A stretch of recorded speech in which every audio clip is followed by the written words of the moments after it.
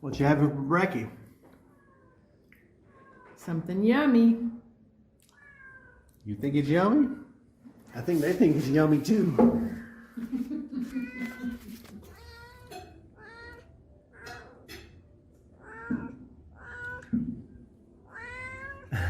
He's got a big bowl of food downstairs. I'm glad we found that. This is all we have. All we have is this. We don't have a big bowl of food downstairs. We gotta eat this. You're listening to our podcast, the Slowpoke Travel Podcast. We hope you enjoy our podcast. The podcast starts right now. Slowpoke Travel Podcast with Buck and Camera Girl. Ta-da! All right, let me get a shot of your coffee cup. Oh, coffee cup? Yep, because that's it. Because that's all I can have of you in the video, right? Yes, my mother and aunt have explained to me I need to at least have on eyeliner. I don't want to do it, so Thank you, Buck. Yeah, I wanted to shoot some video of us both out here on the porch having our little coffee thing, but then Camera Girl threatened to go in the house and put on her Sunday best and do her makeup and... Well, comb my hair. That would be helpful. She just can't hack it. You know, all natural. Oh, people know we're all natural. Yeah. You got too much Hollywood in you. Oh, yeah. That's it. But anyway. Never been accused of that. Of what? Being Hollywood? Yes, correct. You're like a low-budget horror movie. I love those. But anyway, we're out here on the terrace, which is a fun habit that we have here at this Airbnb. Overlooking San Miguel de Allende. And that's it. That's all you get of this here. Because I'm going to turn this off video-wise. And I will insert some footage. Food, glorious food. No, not food. Oh, no? I'm working on a food video. I'm working on a restaurant video. That's what I've been doing the last week. It is so much. It is so time consuming. And I'm so OCD. And we've got so many pictures. I've got like 300 plus photographs of different things we've eaten. And bills and some menus and stuff like that. So I'm putting together a video so people can kind of get an idea of what you'll spend on eating out in restaurants. Well, what you can eat a lot more.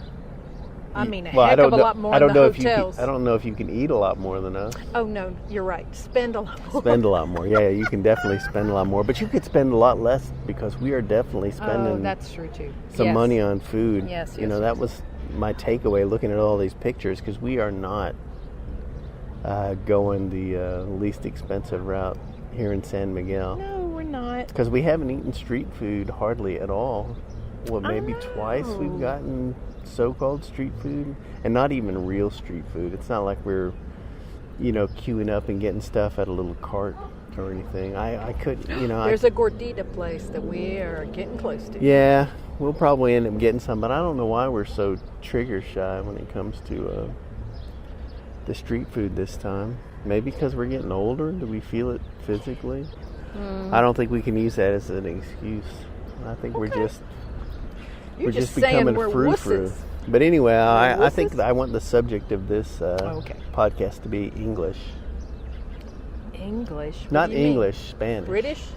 I mean, do you have to speak Spanish to live in San Miguel de Allende? Do you have to speak Spanish? Obviously not, because we don't. To exist. Yeah, we've been here over 2 months now, and my Spanish is the worst that it's ever been. It's almost, I don't want to say it's non-existent. I do understand Spanish a lot better when people speak it around me, but my ability to speak Spanish has really tanked since we got here. Well, you haven't been practicing as much. I haven't practiced at all.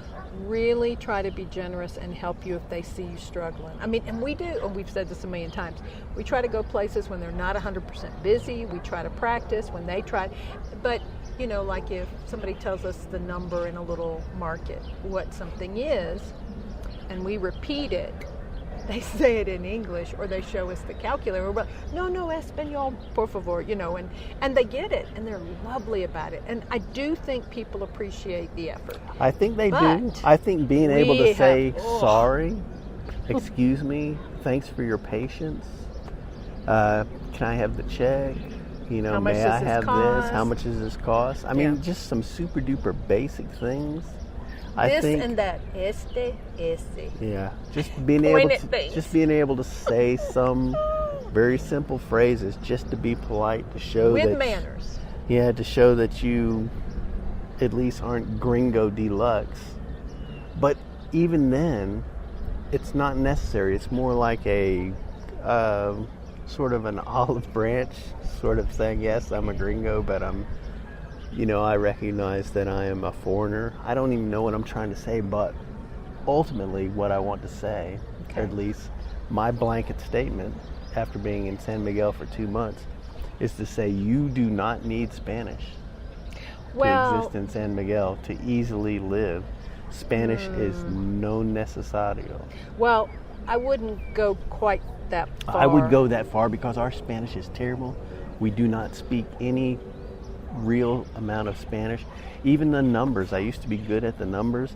Now when I go, I'm just not very good at them. And more often than not, they're showing it to me on the screen or on a calculator. And I appreciate it because I'm just not good at the numbers anymore. I think one reason we do right as well is, I literally have some cards that I've used, but I also Google Translate. Yeah. Like we bust out Google Translate. With the host here, the co-host here, she's lovely. Oh, I've had to do that a couple of times. Your Spanish, my Spanish isn't great, but your Spanish is abysmal. Yes, but here's the thing. I can get my points across because I'm not trying to think through the grammar of the sentence. Well, that's the thing. That's not a dig. I'm not digging at you when I say that, because my Spanish is not good. But I'm saying your Spanish is not great at all. And yet, you are kind of the point person when it comes to the Airbnbs. You handle the Airbnbs. You interact with you interact with the folks in Spanish. And like the folks here at this Airbnb, the folks in the previous Airbnb, they didn't have much English. And you were able to communicate with them. Well, you can translate basics. You don't get too elaborate. You get your basic, and you translate it to their language, and you send it via in our case, Airbnb app or a WhatsApp or whatever. But so you say you don't need Spanish. You do. You need some vehicle that can help you to speak the language. Because like the phone, anyway. But we're doing that with the smartphone. We're using Google Translate. We do not speak Spanish. That's correct. And we are, I would say, we're kind of thriving. Oh, it is a fantastic place. And we knew that from 2019 that Mexico, we wanted to explore more parts of it. It's huge. We haven't seen that many places yet, but we are really enjoying it. We've got a few more months left here, but our Spanish is not improving. Our Spanish is getting worse, and it is not a detriment to our experience here in San Miguel. That being said, every day I have some aspiration. Yeah, I have some moment during the day where I say, you know what? I'm going to get off my butt and I'm going to start practicing my Spanish, and I'm going to apply myself these next few months and get over some kind of hump and improve my Spanish. When we were in Ecuador, I was working a lot harder at my Spanish. You were. And I really felt my Spanish improved quite a bit. You had a great teacher too. She was great. Well, yes. She did a great job, but again, she was relaxed, and she would take you on. You would go walking around sometimes, but sometimes you were back in front of a it wasn't work. Class. But I was applying myself, and I think that's key. You can't put it on a teacher. You can't give a teacher credit, and you can't blame a teacher, because ultimately, I think the work that you put into it, using Duolingo, using YouTube, using books, reading, speaking, writing Spanish, the time that you put into studying Espanol, that's what's going to make the difference, not somebody else doing the work. You have to do it, and I'm just not doing it here. And I don't feel that it's necessary, or in our day-to-day interactions, we do not have, it's not something that we require. We do not require to be strong Spanish speakers. to live and function and be fairly content here in San Miguel. Now, if we were going to buy a house, if we were going to get into real estate, if we were going to get into some more complicated interactions, then I'm sure it would benefit us. But it would benefit us here in our superficial interactions too. So I'm committing to get back on the Spanish wagon and apply myself to learning more Spanish. Here I'm having my epiphany for today. Okay. And we'll see if I actually do it. Part of me, because when we come, and this time we're very fortunate, we can stay for 5 or 6 months, and maybe, and you can cut all that out. Yeah, I tell you what, it's a full-time job cutting out our You'd think we'd be better by now, but part of it is you are so committed to not being scripted. Is this the bird that was getting you this morning? No, it was a higher pitch. It was very funny because he was right under us. He was right there. Like when we first went to Chile, and that was only 4 or 5 weeks, and I was applying myself, and I was learning more, and I knew I was. But then we leave, you don't use it, you lose it. And so because we bounce back and forth, I think that has helped me not quite be as committed. I will always try to be respectful, polite, and learn a few more words. But like another word for drink, tomar, when they ask me that. That's same as babiba. And babiba, see you. We don't know. All I know. At a table, I know what they're saying now. I can say Americano Negro, por favor. Yeah, I'm stepping all over your lines, trying to get my lame joke in. Oh. That wasn't going to work. Well, I'm almost had enough coffee, and I think I can pick up on more of your signals if you're trying to say a joke. So. Okay. Well, we'll go get a second cup of coffee. No. I'm going to kill this right here because I need to make them shorter or something because I've been making longer videos and nobody's interested. You have a lovely delivery, but people are like, I got to do something else. I think my last podcast video is so good. I remember we did such when a we good were. job. I remember Nobody we were in Seattle, and you made some videos about the locks, and it was so not on a vibe that hit me. Yeah, you didn't like them. You don't like a lot of my videos. No, it's not. I didn't like it as much as. Yeah, I was like, oh, I'm not. No. Oh, they not were really like musical. interested. They had music and editing. And I was like, well, maybe if you. And you were just like, I like it like this. I'm doing this for me. And I was like, okay. So if that's true, then you're not doing it for your audience, and that's okay. Well, no, I don't really do it for the audience. I think that's a mistake. You don't want to. You got to make videos that you want to make, and you got to try to make good videos. So you're making them for us to look at in 20 years. Yeah, I'm making videos for me. I'm making videos about what I want to make, and I think that's good. I think that's what you got to do. Once you start trying to make a video for somebody, I mean, the subject hopefully will be something that's appealing. But once you start trying to fit into a box or a shape that you're just imagining somebody wants, then you're going to end up making garbage. Let me give you this analogy. If you're sitting and you're talking to somebody that you're enjoying talking to, you want to be focused and you want the conversation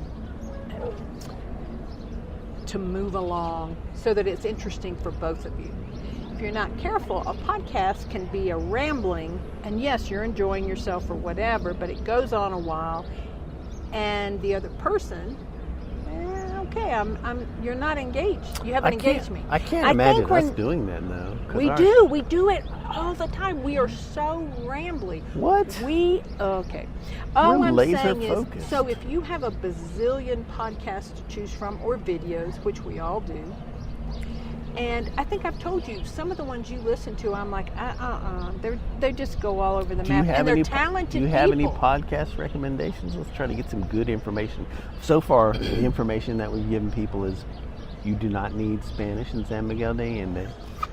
That's the takeaway there. It's very beautiful. People can see that because I'll put video on this. And now let's give some podcast recommendations. Name, what are the 2 podcasts you listen to the most? Well, right now I'm listening to Barnum Town. What's that? My friend sent me about the drug trade in North Carolina. It's 2 people talking about meth heads in North Carolina or something? It's about how it doesn't sound very fun. Off the world can be, how ironic the world can be. It's just, how some things that come together and you go, how did that happen? In terms of podcasts, I've been watching more videos and reading more blogs about finance. And I have been reading about health and nutrition and what are the newest ideas, because, a long time ago I remember hearing you're supposed to eat 12 times a day, small meals, and it's like turning on and off your air conditioner, it uses more energy. And that's found not to be helpful for most of us. Yeah. Anyway, so I'm trying to refresh myself on stuff like that. Now with your research, you found that the healthiest thing for us to do is to eat 1 small meal every other day. No, not at all. Anyway. So that's basically our health insurance right now is broccoli. We eat broccoli as often as we can in lieu of health care. But, so in terms of podcasts, I have not been listening to as many because I've been trying to write things down and do some other stuff. I'm like actively sending myself back to school for stuff the last couple of years.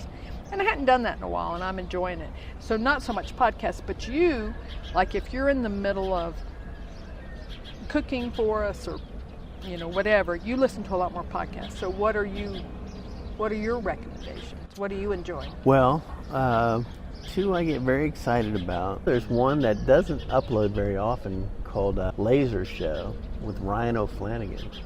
He's a comedian, and this is a podcast. I don't even know why I'm recommending this because most people won't like this. But I think it's hilarious. Laser Show with Ryan O'Flanagan. He's a actor, stand-up comedian. Excuse me, I have something I need to do. What are you doing with the kitty cat? Oh, the kitty cat is here looking for food. Is that what you were doing? Oh, you were going to close the door? I know, sweetie. This but kitty you have cat some comes. downstairs. Yeah, you he's have got some food downstairs. You have it. You have it.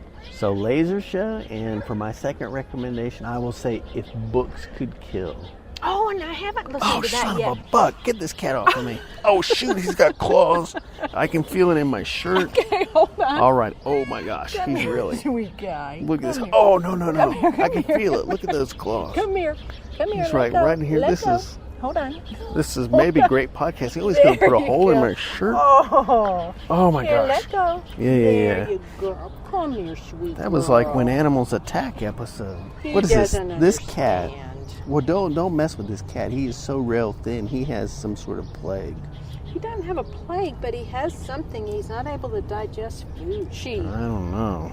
Oh, but my everybody God. tries to feed her, and she just... Yeah. And she's you even broke making down and gave her some life. chicken the other day, and that's why she's up here it. hollering every 2 seconds. No, she goes to every one of the apartments. She thinks we're Chick-fil-A now. No, I took her food down to her bowl, not fed her up here. Whew, that was emotionally exhausting. Thanks for saving me, camera girl. You're welcome. I'm telling you what. Oh, I might have put Neosporin on my chest. Oh, Got cat clawed. so sweet. Well, we'll go ahead and end it right here because it's already been way longer than I wanted to do it. What do you want about? I have to go get broccoli now to counteract these claws. If Books Could Kill. Oh, If Books Could Kill? Well, they take books like airport books, like nonfiction, so-called. They critique Malcolm Gladwell books and like Fast Food Nation, so-called self-help books like the 7 Habits of Uber Rich Assholes. I mean, they just take these books that you see that are supposed to change your life, and then they go through and they sort of critique these books and look at the information, the pseudoscience and blah, blah, blah. And they do it in a very funny way, but it makes you think about some of the information you consume. And when you get these very popular books like The 7 Habits of Highly Effective People, or The Secret, these books that purport to give this great insight into life, and they sort of look at those books, and they call bullshit on most of them, because that's sort of popular information. It's just kind of placating. The masses are sort of filling some kind of need, or seeming to fill some kind of need, but really it's just selling you a book. I will put our podcast recommendations down below. And man, I don't know if this is going to work. We got cat noises. This little bird right over here is making such a racket. And the Mexican music down below started up right when I started. Oh, Bucking Noise. Another podcast episode of Bucking Noise. I know. We'll see how it works. But anyway, I like these videos with the natural ambient sounds. But it seems like everybody's louder than usual. These birds are really... Honey, you've been with me long enough. You understand about that. Yeah. I'm used to a certain level of noise. But anyway, that's it. Thanks for listening to this episode of Slowpoke Travel. We'll see how long it took us to say that Spanish is not necessary in San Miguel de Allende if you are a non-Spanish speaker. Adios. Adios. Alrighty, that is it. Click, subscribe, review, share all over the global internet sphere. Thanks for listening, and we will see you next time on the Slowpoke Travel Podcast.